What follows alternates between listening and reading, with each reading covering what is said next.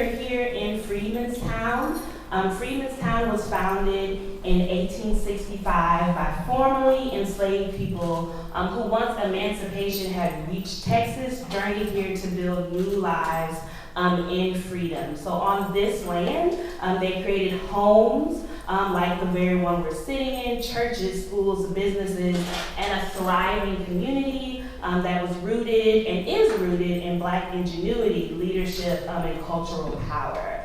So Freedmanstown is where Black Houston took shape. We call this the motherboard, and it remains a living testament to perseverance, creativity, and self-determination, which is in the title of our event for this evening. So our organization, Houston Freedmanstown Conservancy, was created to help protect and preserve that history and join alongside all of the amazing work that is happening within this community.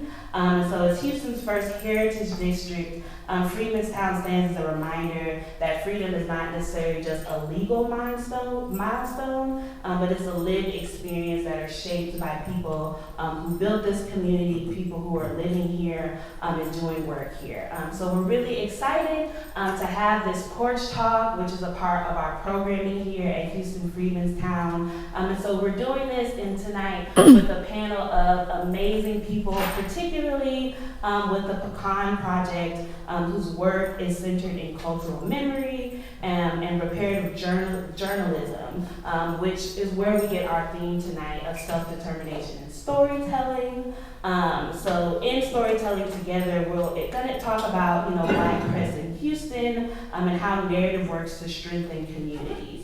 So we're going to have a bit of like a panel discussion. We're going to be talking and engaging with each other tonight. So we please ask that you participate in whatever way feels good for you. We're just very grateful again that you're here tonight in Freedmanstown. And so we welcome you into this Porch Talk and into this conversation. So with that, I'm going to take my seat and participate, but I'm going to pass the mic to DaLyah and Briana, who are going to take us on further into the evening. All right, thanks you.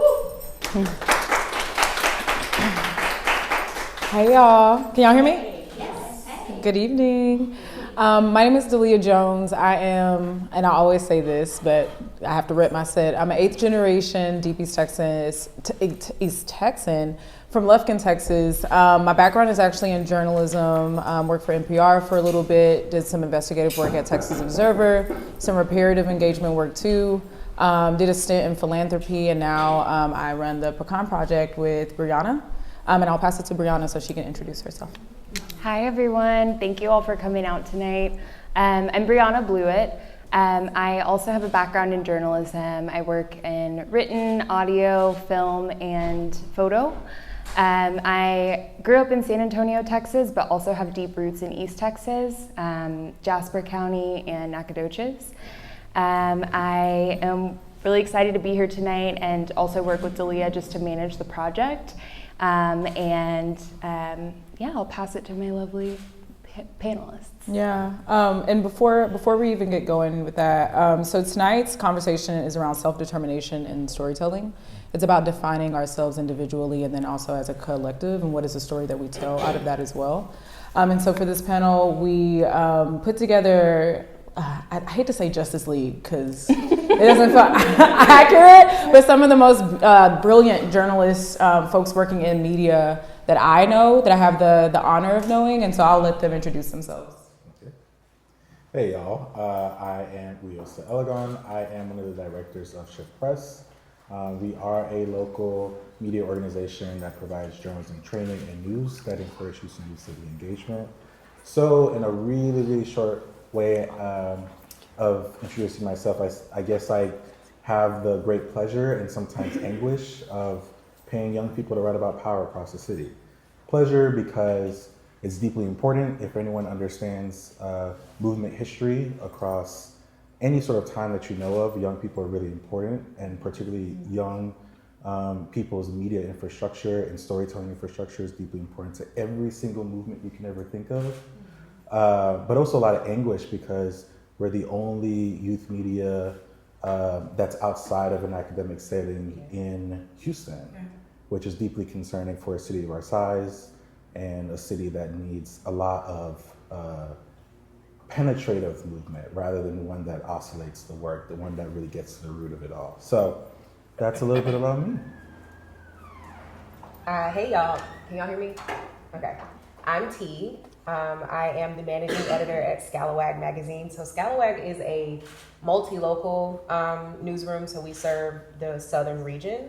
But we also do a bit of publishing that we like to call the South Deferred, so thinking along like Great Migration lines. We do have storytelling from folks who technically aren't in the South, but have a southern lens, have southern roots, and are making these connections. And we also have South to South publishing, where we have the U.S. South and the structures of violence in conversation with that of the global South, and trying to unite movements across these sort of southern regions. But our main priority at Scalawag is to amplify and platform the movements across the South that are at the forefront of, fighting this fascist system that's rolling out globally. We're also very, very big on building the political literacy of our readership. Because there's a lot of words being thrown around.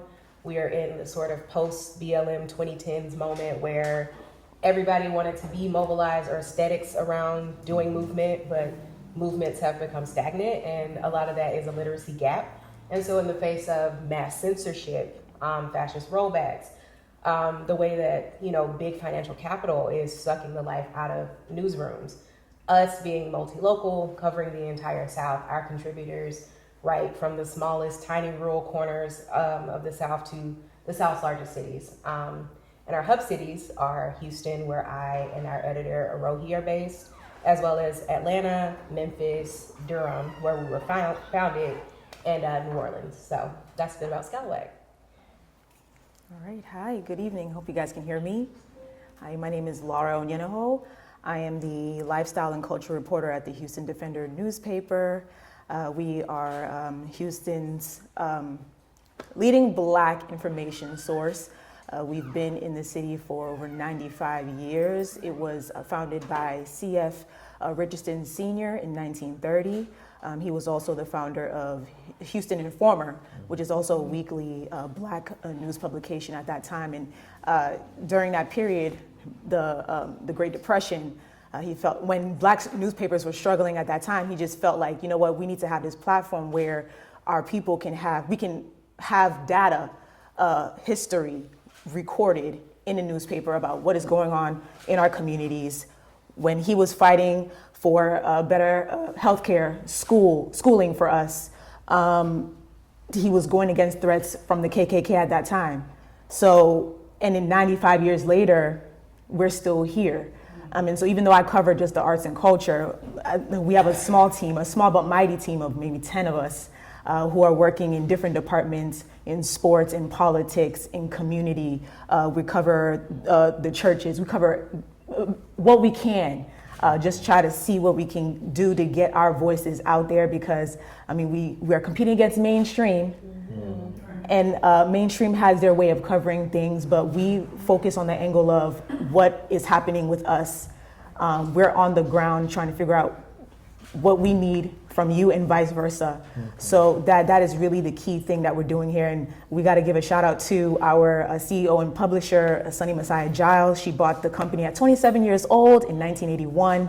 And for over 40 years, she's been at the helm. We have not shut down. We have not closed down. We're still fighting. We're still holding on very strong, and with the community support, because we also, it emerged here, serving the community here in Freedmen's Town. That's where it all began, with this newspaper. And so to be here with her leadership has been a great honor of mine for the last almost 4 years, going on 5. So that's a little bit about the Defender. Hey everyone, my name is Diamond Hardiman. My pronouns are she, hers. I'm from Denver, Colorado, and I live here in Houston now, and I work on media reparations. So my background actually comes from organizing, and so I did housing work, abolition work, bail work, and from that lens, I found media and media reparations. And the transition for me is I always grew up around storytellers, but I kind of noticed how media acted as the ceiling for our imagination, both as organizers, policy-wise, and as communities. So as I'm fighting evictions, we're asking the wrong questions instead of asking like, why are people unhoused? Right. We're asking what are the rules and the things that we can tweak around it. So when I found media, I was locked in because it was able to mix all of my interests together. And that's kind of the work that I do with Media 2070, which is a media reparations org. Our main role is to contextualize media's proper place in society.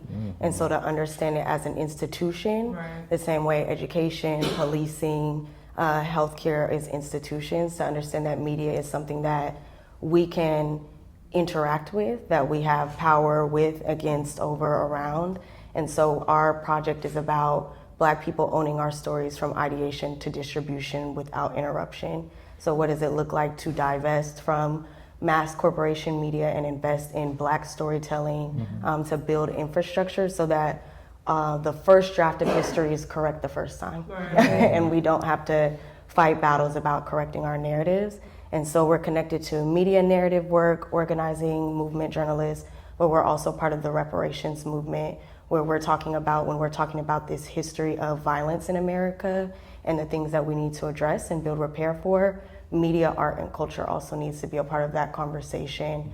We highlight things like the very first newspaper that was run in the US continuously used their pages to sell enslaved Africanist people. So what does that mean about its infrastructure and its DNA that is now coming to a head as it's facing its demise in certain ways? And so what does that repair look like? What is infrastructure? What are we owed? What has been taken from us? And that's a lot of like the research, organizing, and policy work that we do at Media 2070. Awesome. So the way that we try to format this, let me try to explain this as as simple as possible. We really want, before we even do our breakout sessions and we do our workshops, we want to contextualize this conversation in all three of like the past, present, and future. And so we'll start out by throwing some questions at Laura and then at Uyiosa about youth media, about media here in Houston. And then we'll move to UT to kind of talk about the political context of all of this and what's happening present day. And then we'll point to Diamond to kind of look towards the future and the visioning portion of this. And me and Briana will kind of be tennis balling it the whole time. So to start out, Laura, I want to start with you. Can you tell us a little bit about the history of media in Houston and a little bit about sort of the Houston Defenders' relevance in a community like Fourth Ward? I mentioned it a little bit in the beginning, that this newspaper has been in this community. Hello, can you hear me? I don't think it's on. Oh. Hi, hello. Oh, there you go. I say yes, I know I mentioned it a little bit in the beginning, but like I had said before, the Defender was launched in 1930. And so C.F. Richardson Sr. Took it upon himself to launch this paper during a very dark time in this country's history, during the Great Depression. And the importance of him launching his paper was just to make sure that we have the historical documentation of the triumphs and the challenges of Black people in this community. And this newspaper was emerged during that time when the formerly enslaved people were building this community here, and the newspaper was also serving those very members here. And so the relevance right now for this newspaper is, when I came on board in 2021, that's when we're having a seismic shift in how we reach out to our readers. Digital. We're doing newspaper for such a long time, and now we're concerned that, hey, do people even want to read anymore? So now we have to think about the strategies to figure out how we can reach you all, and that's with this. And so we have spent the last several years trying to figure out how we can be able to navigate this space, which has been very, very difficult. But I say all this to say that we are still here. Right now, we're in the process of we're in a digital space right now. We do have a digital portion of this newspaper where, of course, yes, we have the weekly publications, but now with the current administration and the tariffs paper's getting expensive. We're so concerned about the number of newspapers that we distribute across the city has been a conversation that we've been having that might be reduced. So, and we're thinking about ad dollars. What does that mean? How can we transition from the digital space where we can actually make enough revenue where we can all continue to work and do this job and still serve you all at the same time? It has been a very scary time under this administration, but that whole talk of relevance, we have to be in these spaces doing this thing to let you guys know we are here. Talking to this particular demographic, the newspaper has a particular demographic where it's about 50 plus. And then digital, it's like under 40. Yeah. So people like myself are coming out here talking to under 40 folks, and of course, conversing with those who are above that age as well. But I'm tapping into the young folks because that's who we really need to engage with, because that's the next level, that's the next phase. Right. So that is currently what we're talking about. If we're trying to stay another 95 years, what does that look like? And technology is a very big thing. This administration is also impacting what that looks like for us. So that's what I have to say about that. So much shift in the landscape, and I think that's a really nice segue to talk a little bit more about Shift Press. Yeah, I would love, Uyiosa, if you could just share a little bit about how youth are activating around storytelling, and also how are you making this operation sustainable? Okay, that second question is so funny. All right, so I want to give some background for Shift Press. So Shift Press was born in 2020, not because of any of the things that were happening in 2020 that we all are aware of, but because of work that was happening in 2018 and work that was happening in 2014. And that 2014 time was when I was in high school, and in a lovely student-led organization called the HISD Student Congress was pushing on a lot of issues locally and statewide. And because of that, a couple of us were like, hey, all the things that we learned from labor organizers and teachers that were really impressive that also happened to be leaving around 2016 for some weird reason, we want to teach our peers the same thing that we learned, because no one else is going to be here next year to teach it. So we decided I was 18, maybe pushing 19, to write a grant, whatever that was at the time. We got a grant, and we ran a year-long civic fellowship for high school students that we thought was just going to be HISD, happen entire citywide. And I was in college at the time, and other people were in college, and some of us were just seniors in high school. And because of the work that was happening during the civic fellowship, because we were very concerned about liberatory pedagogy, we were reading all these things, Paulo Freire, you can imagine, bell hooks I was reading already during the fellowship. Because we had a concern for making a space where people were gonna learn something and be able to fail forward, and actually not just learn it, but actually go out in the community and do it during the fellowship. When we came back to the fold and we said, after traveling with some white people's money, after we came together and we said, what did we see in these different states that we don't see in Houston? We made a list of a page and a half of things that we saw infrastructurally amongst the different youth civic kind of spaces, Colorado, in California, in Arkansas, in North Carolina, down in Louisiana. One of the things that was on that list was publication, youth publication. We didn't do that immediately, but we eventually got to it. And I think for me, the question of how young people are navigating storytelling or storytelling environment, I think they've always been doing it, right? So I was running comms for some movement organizations when I was in college, and I was doing it. But the thing is that I didn't have other distribution spaces, aka our media, right? And I also didn't have archival spaces that would take what we're doing in that moment and make sure it's there for the next generation. And I think now many organizers, especially youth organizers in the city, looked to Shift Press to be able to do that. Now we're not able to hit it all the time, but we want to be able to do that, and we want to also inspire other people to grow alongside us, right? Because I can sit here right now, if you were to quiz me, name youth media organizations in Chicago, I can name 7 right now. Name youth media organizations in New York, I can name 9 right now, right? From the dome. Why is it that Shift Press is the only one, right? And also, from a sustainability question, why is it so hard to make the case for continued funding, right? And I think for me, one of the answers to that is it's hard to believe something you haven't seen before.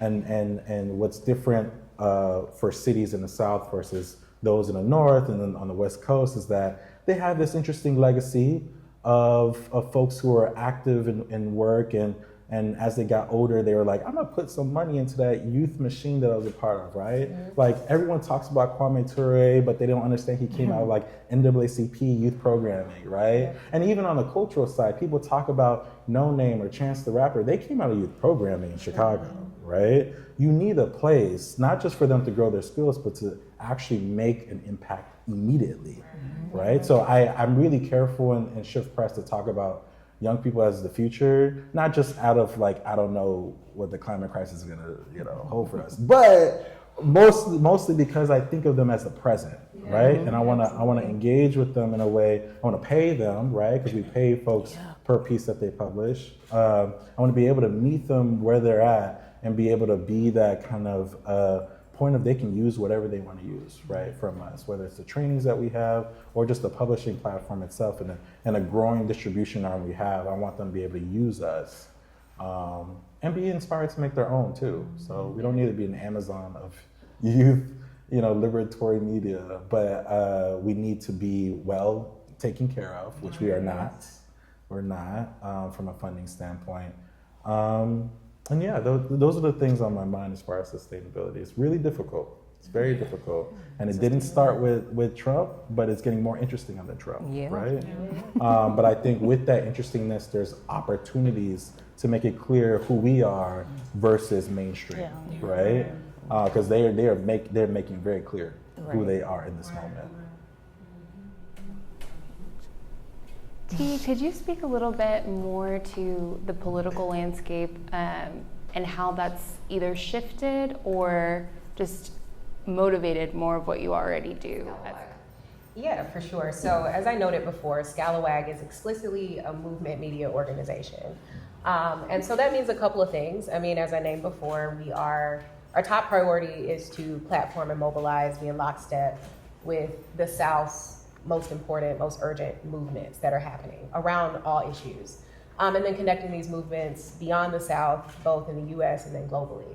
But then on the other side, we are, when I say raising the political literacy, we are in a time where across the political spectrum, in a fascist society, right, everybody moves further right, period. I don't care how far left you are or how far right you might have been. The possibilities of moving in a more conservative way is the nature of a renegotiation and new rollout of fascism. Because let's be clear, it's been the arrangement since there was an American settler colonial state established.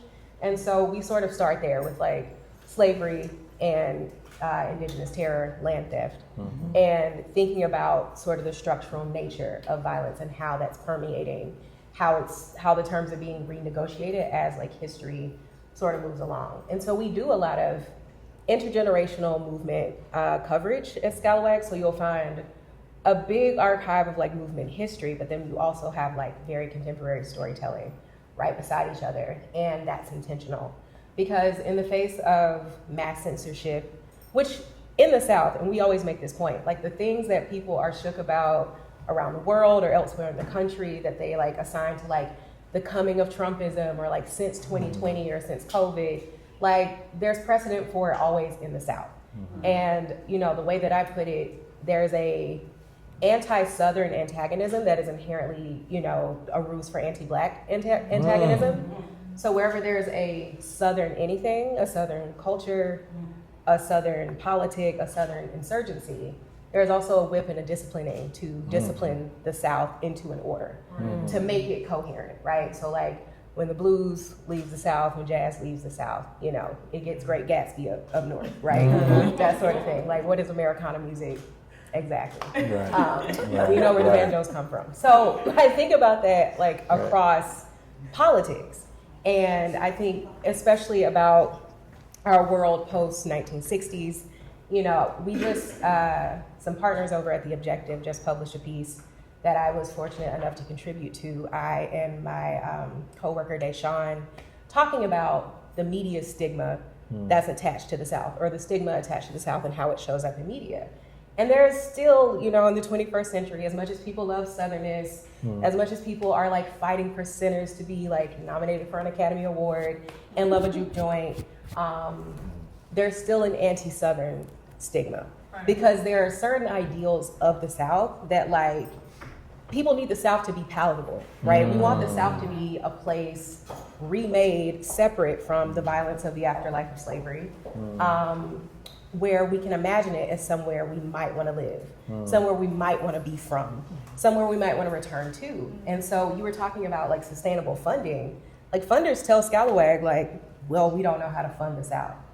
What do you need? Write the check. Like it's not that hard, but seriously, like that is, we don't know how to, you know, fund the South. And so they say that to me as if, well, the South's already doomed. It's already, to use, not to use these terms unironically, but it's already a lost cause. That things here can't be sustained. And so we don't take that as a death sentence. We've just pivoted at Scalawag to try to diversify the way that we fund and sustain ourselves and the way that we strategically put resources in the hands of storytellers and communities and movements to sort of keep the work going. And so we've gotten recently in wider coalition with the broader left, especially left media. We are part of the Movement Media Alliance, which is, it's a group of growing publications from across the country that are very much, we came together around the Media Against Apartheid initiative. So when October 7, 2023 happened in Palestine, and they ratcheted up the genocide because the genocide didn't start then, like very much a 1930s phenomenon. In 1948 is when the first escalation happened. That is a very important narrative to hold and to have across a media space.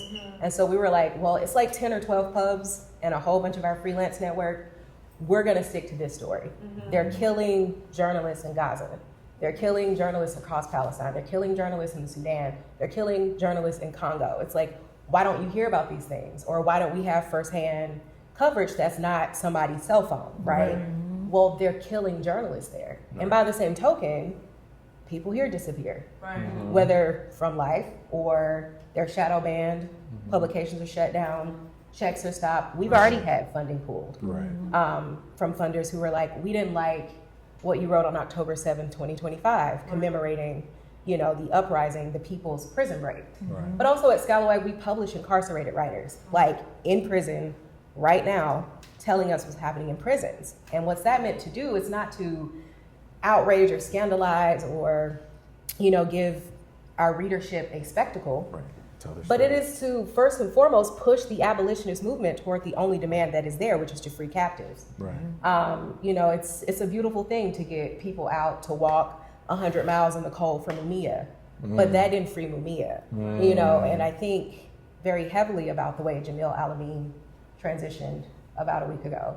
I think very seriously about the way Assata transitioned a few months ago in exile.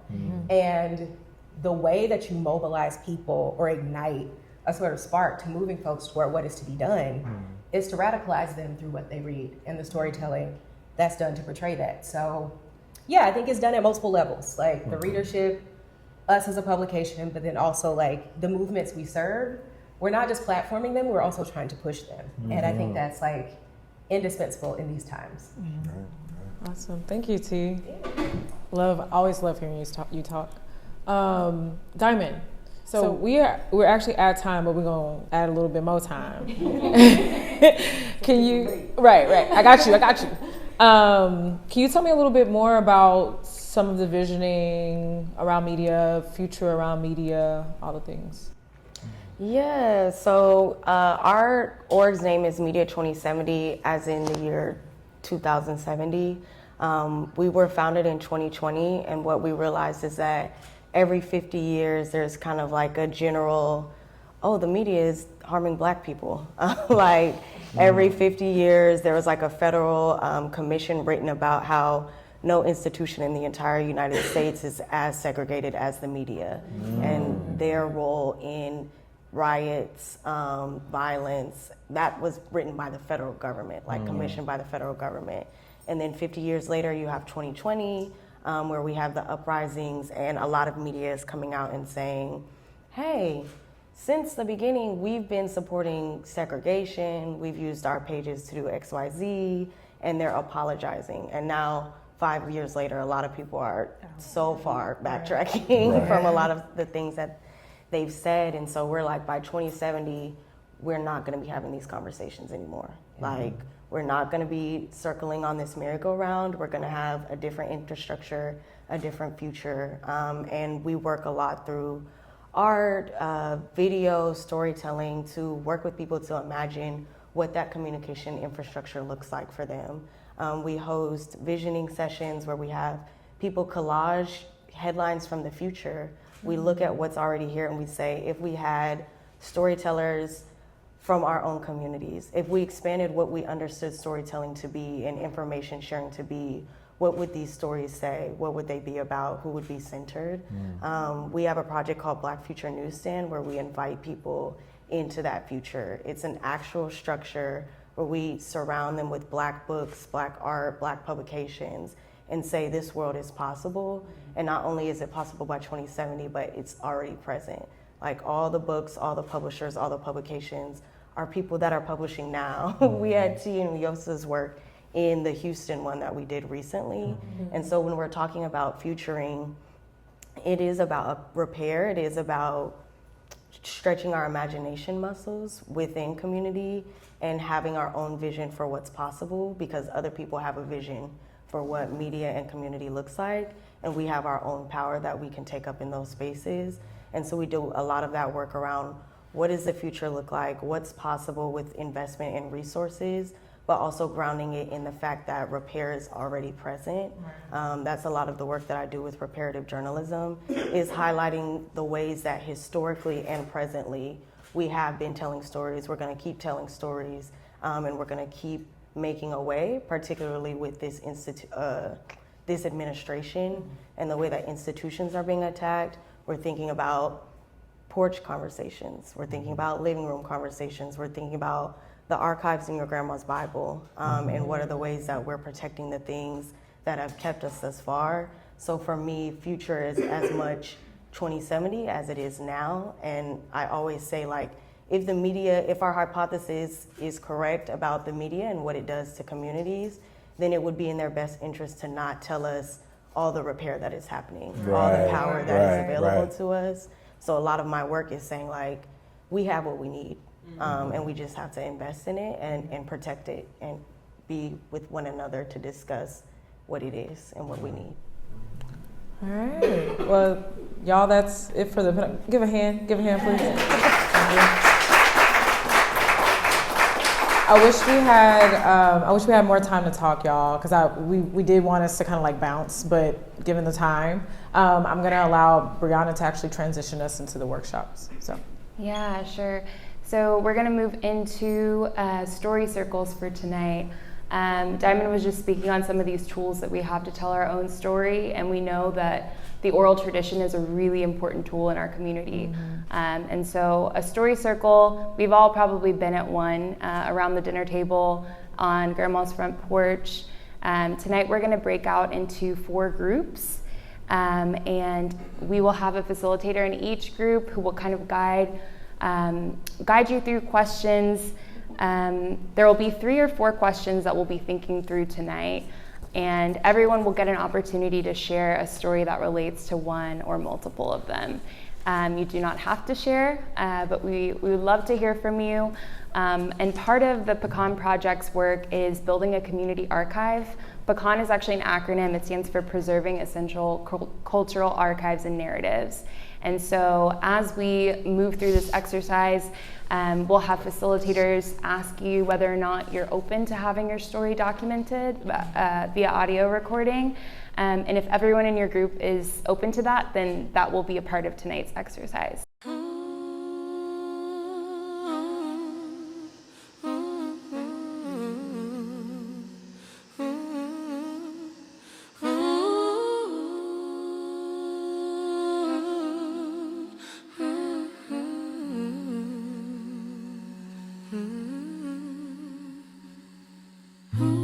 This ain't no auditorium, this is altar.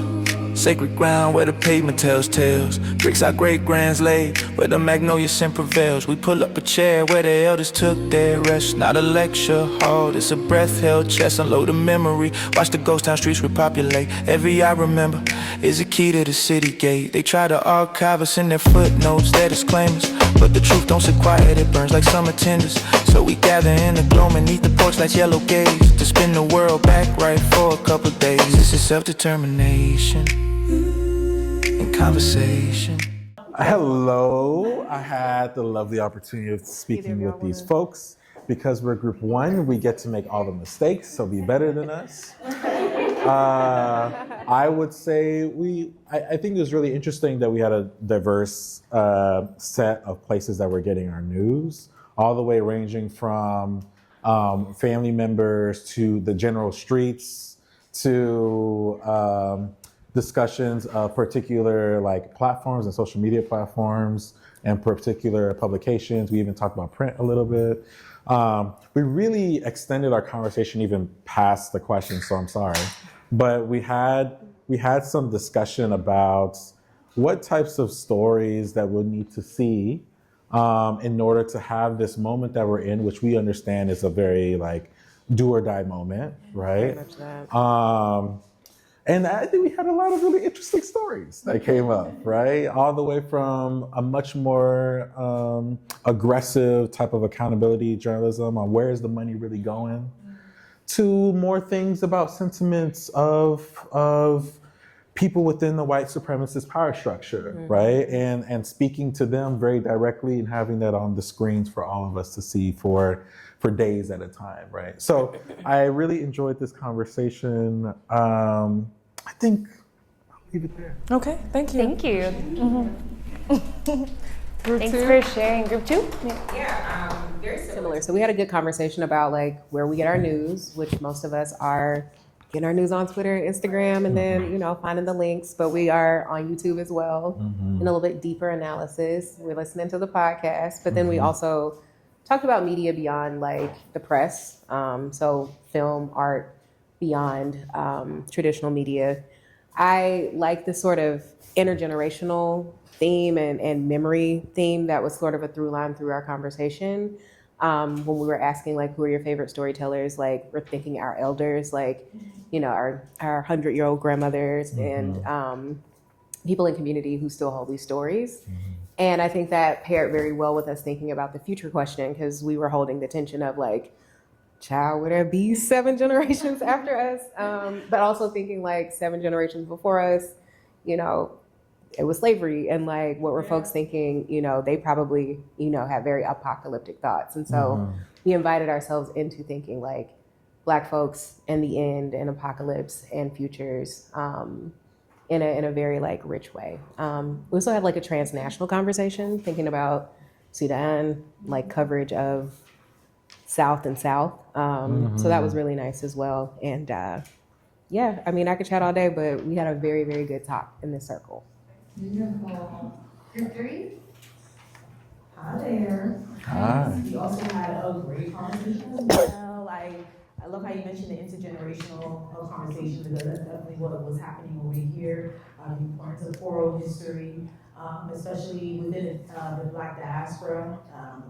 The differences in the storytelling, because yes, I'm Nigerian, and we're just talking differences between the storytelling from home and the storytelling here. I loved it. And then also talking about where we receive our stories, and just hearing where people get their stories from. I actually look, I take a keynote to that too as well, because I definitely want to hear where people get their stories from and why and how they dissect it, when they engage in it. Do you believe the first thing that you see? How do you decipher what you actually are reading? Are you actually doing that homework, or are you just gonna believe the first thing that you read, first headline or what have you? Try to deconstruct that conversation around that, and then you're just delving deep into the vision of the future. And you mentioned Jay's story. You mentioned something about data, history, and then by the time we were delving into that, time was up. Part two, we can get deep into the conversation. Party then, but it was good. Group 4. Yeah, so we went through the questions, and I think a theme that really came up was place. Even starting with the storyteller. For a lot of us, it was like through our matriarchal lineage that the storytellers came from, except for me.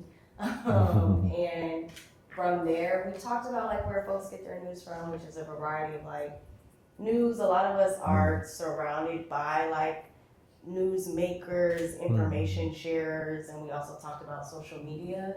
But where we really started to go because of the place was migration, which I bring up all the time, and the narrative of what it means, the narrative of the Great Migration, and about the people who stayed, and the narratives about the people who left, and how there's not a lot of agency in those narratives, especially for people that chose to stay in the South. And so we talked a lot, because a lot of us have like lineage from Arkansas, and we talked about Mississippi and Louisiana. And so just thinking about what are the connections when it comes to migration, especially in the moment that we're in, where we do have like a whole generation of people talking about leaving the U.S. And what does that mean as that moment's coming back around.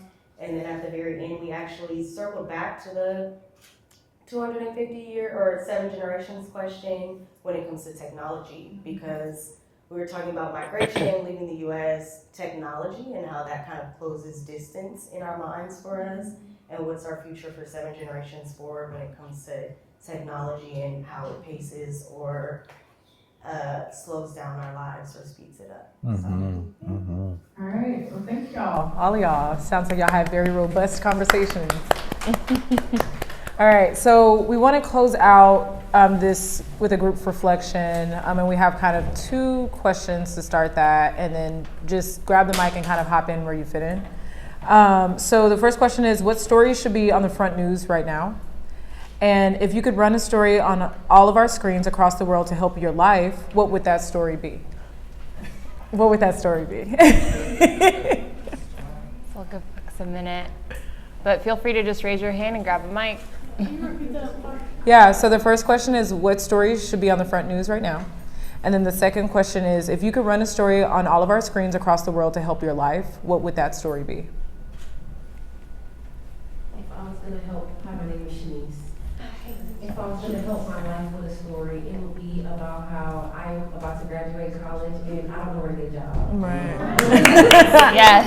And I think a lot of people in my situation feel the same way. Things feel really hopeless and doom and gloom, and everybody's like, in my generation, what's the worst thing I've ever seen? All right. So for the second part of the question, if I were to have any news that was blasted everywhere, everywhere to everybody Black, it would be that we need to be looking into a reverse migration. Because when we were all heavily concentrated in the South, we had power areas that belonged to us. Like, my extended family is in DP, Texas, but also like... Where are people from? They're from... Same place.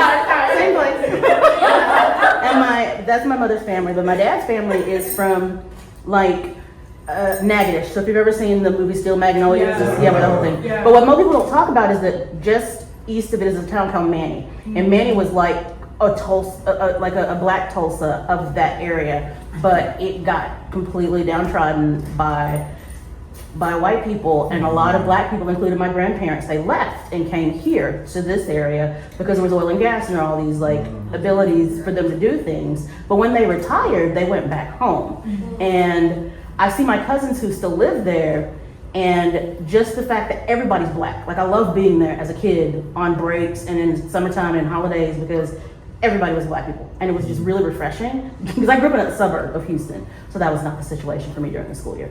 And so if I could have it on every bit of news media is that like, if all the black people that are everywhere in America, if we came back and we concentrated ourselves along the I-20 corridor in the South, which is like from, what starts at Dallas, but keeps going east, it'd be like Shreveport, Jackson, all those places.